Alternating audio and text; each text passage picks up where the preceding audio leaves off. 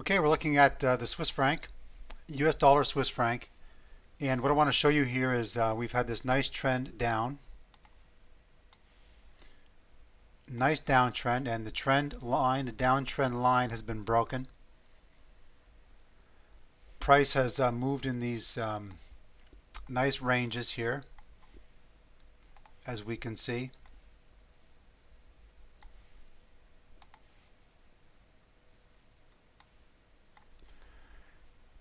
We are now moving down towards these lows here, but the MACD is in a state of divergence. In fact, these lows here were already a divergent state, offering a good trading opportunity independently right in here. We are now moving lower as we are still in a state of divergence, and we are bouncing at these lows right here.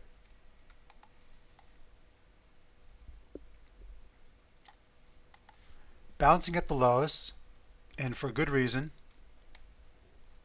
And we're now seeing the response from the bounce of the lows. This is a 4-hour chart or 240-minute chart. So as we see here, MACD divergence. The market is coming down, testing the lows. You want to trade a divergence when price is being supported or resisted at a specific level, giving it a reason to bounce in addition to the divergence itself. Okay.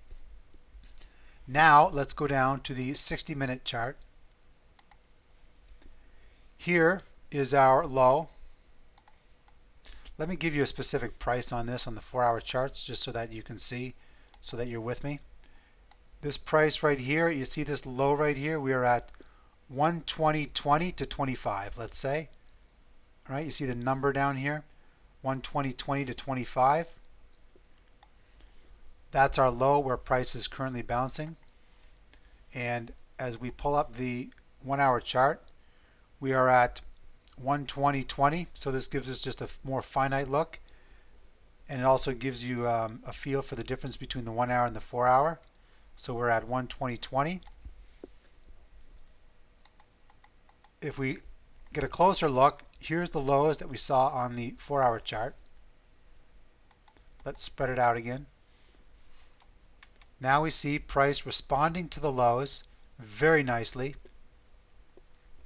Even just the bounce alone, if you trade it long into that low, then just the bounce alone should pay you something, even if it decides to come back down and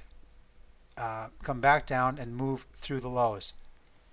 But as you can see here, this low here created the MACD low, and as price has moved lower, we are in a state of divergence. MACD has been neutralizing or diverging even though price has been making lower lows. Now we get our response up and away from the lows. A very, very nice response, up and away from the lows.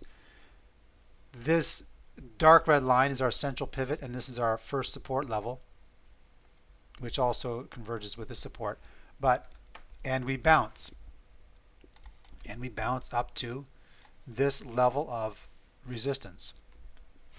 It all makes sense. We also bounce at this level of resistance. You see how the market moves in these price swings relative to previous price action. Let's move down to a 15-minute chart. Here's our lows at 120.1720, as we saw earlier. Price has been drifting lower right down to the lows, and we see our price response at the lows. On the 15-minute chart, the MACD is also in a state of neutralization or divergence. Here, price moving lower, MACD. As price is moving, this is consolidating through a weekend, so as price consolidates and drifts through the weekend, there's very little stimulus being pushed into MACD, so we neutralize, and then here we diverge, and price responds by moving higher. So we have a divergence on all accounts.